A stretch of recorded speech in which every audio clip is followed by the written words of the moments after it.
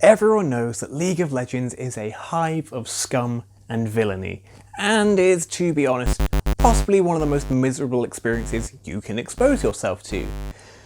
And yet, I expose myself to that willingly. But what if we could take League of Legends and push it somewhere else? Specifically, in the form of an online card game. Legends of Runeterra is the name of the game, and being the king of card games is the aim of the game. No, Legends of Runeterra takes the expansive world of League of Legends and smushes it into an online card game, not too dissimilar from Hearthstone or Magic the Gathering. But I thought League of Legends was a horrible multiplayer game that was all about right-clicking on tiny little things for about 40 minutes, trying to kill as many of them as you can, and then ultimately end up losing in a miserable state of misery. How can they turn that into a card game? I hear you ask. Well, it turns out that League of Legends actually has a very rich and deep lore behind it, filled with important characters and locations in which they've managed to make a card game out of. Lore such as yordles are a thing. Okay, the lore may not actually matter that much, but League of Legends of Runeterra is a card game that's actually okay. Like, it's pretty alright. Like many other card games, Legends of Runeterra uses a mana-based system where each round you'll get more mana, allowing you to play bigger monsters and bigger spells and do bigger and more things to hopefully, eventually, reduce the enemy's nexus to 0. Just like League of Legends.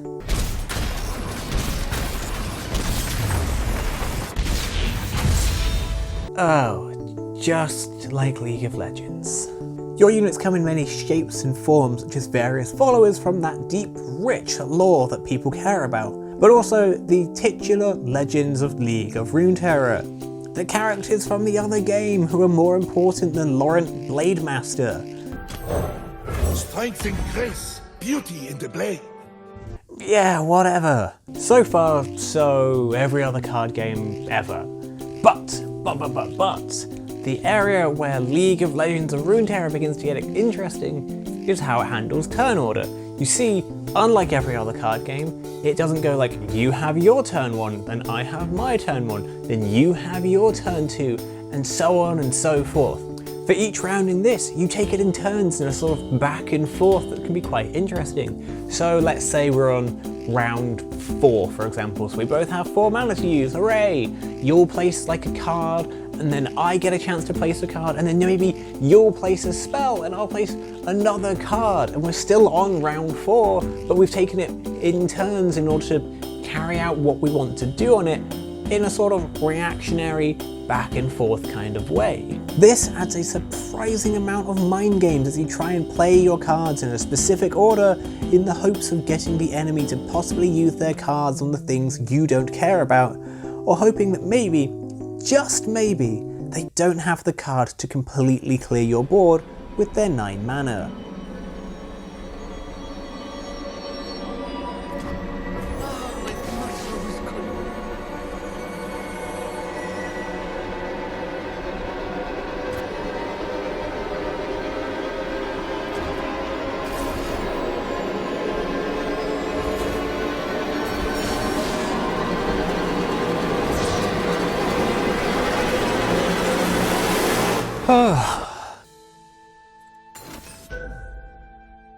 Oh,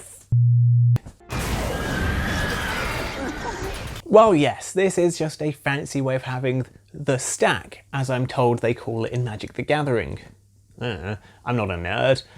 But in Legends of Runeterra, there is this genuine sense of like a tug of war of sorts as you go back and forth between players, trying to work out when's the best time to play what and when, and just genuinely like trying to work things out can be a nice puzzle. There is such a focus on positioning and attacking with units in specific orders so effects activate in the right order, it just feels interesting. While you could just drag and drop all your units onto the board, taking the time to work out the best order adds that tiny little level of spice that can make the game shine at times. And it's not even something that requires mastery to begin to work out. A great factor of Legends of Runeterra is that there are a number of tutorials at play, and they all go out of their way to explain and show how all these little abilities can affect one another and really get you to think about how you should play your turns in order to just get that wonderful combo off. Plus, you don't actually attack each round. You see, each player attacks on like concurrent rounds, so you get attacks on odd numbered rounds and I get to attack on even numbered rounds, which adds an extra level of like interestingness to it, because it doesn't mean that you create a deck where you try and basically do the exact same thing in the exact same order every single game, because you know, you might be able to have like a big unit on turn 5, but you might not actually be able to use it to attack until turn 6. So it adds this interesting level of like trying to have units that are equal for like defense and also offense, and being able to play them at the right turns, or being able to hold out on your mana so that you can, I don't know, play your big unit at the very end of a turn, so that when it gets to your turn to attack on the very next bit, you can immediately attack with this big unit without having to worry about it being killed. The other main way that this is not like other card games is the use of champions, these sort of named and famed individuals from the world of Runeterra who are bigger and fancier than everyone else that you might come across. They're the people from the League of Legends game, and they're these super famous individuals who've done great deeds or epic figures, like Teemo, who is this little raccoon who goes around and places poisonous mushrooms. This can't really be one of the most noteworthy things, can it? Ugh. You can only have so many of them in your deck, and they tend to be what you end up designing and building your entire deck around, as you define what cards you put in based around their unique abilities that they have, as well as the fact that they can level up. If you fulfill certain conditions for certain cards, then you get the big flashy animation and they get stronger and their abilities change and become more threatening. Look how we have grown! And again, the sense of comboing cards together to get these to work at the best possible moment is some of the magic of the game. These champions aren't so strong that they'll solo win a game, but they're strong enough to try and work your entire life around them.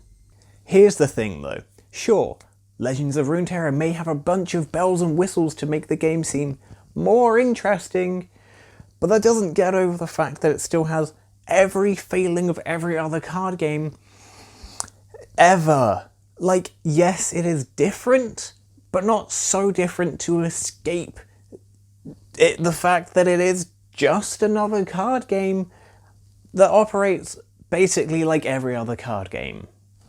Ooh, what do I mean by this? Well, it's that sense of the same problem that every card game has, which is a lack of strategy. You see, in card games like this, you make hundreds of tiny decisions all the time.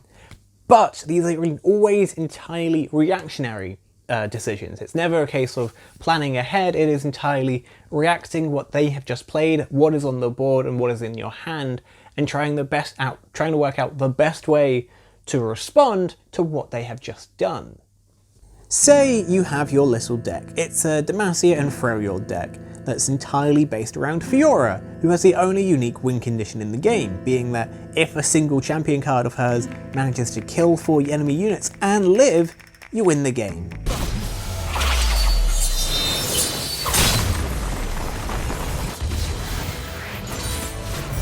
There will no match.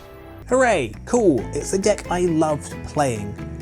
But you're against a deck focused on barrier. Do you have anything unique to deal with that? Not really. The next game you're against a super aggro Noxus deck that is aimed to kill you as fast as possible. Do you have anything to deal with that specifically? Again, not really. In a lot of card games such as this, the only option is to try and do your deck faster than the opponent can do their deck. Like, obviously your deck has some winning combination and system, and so does theirs, and you both independently try and do that at each other, while hopefully disrupting your enemy just enough, but you're never fully responding to them.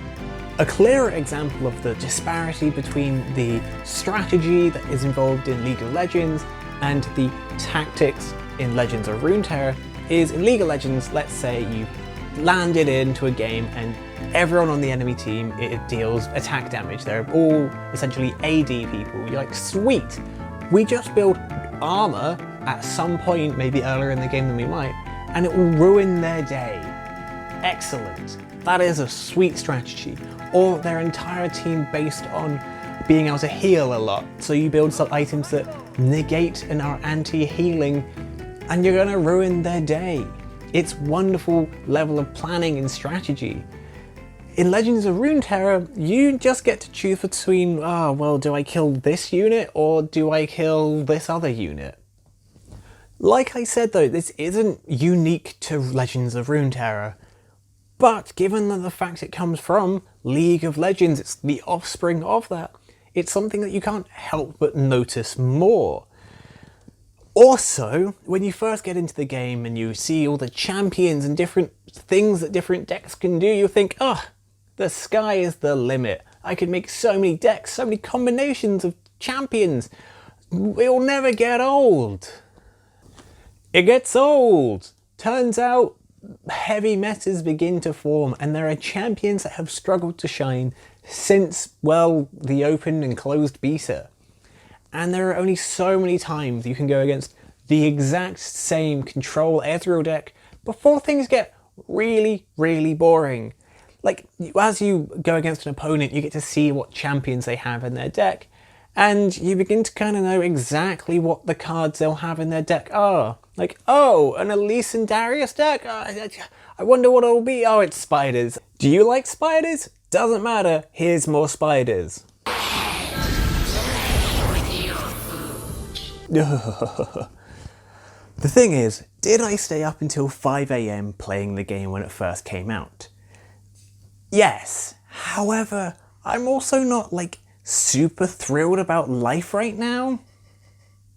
For all the colour and speed that the game adds, you know, with these, like, the back and forth, this tug of war between you and another player, and it being so colourful and bright with all these animations, it is just another card game, like every other card game, except it's just got that little extra bit of spice to make it slightly different from other card games, but ultimately, it's not that different.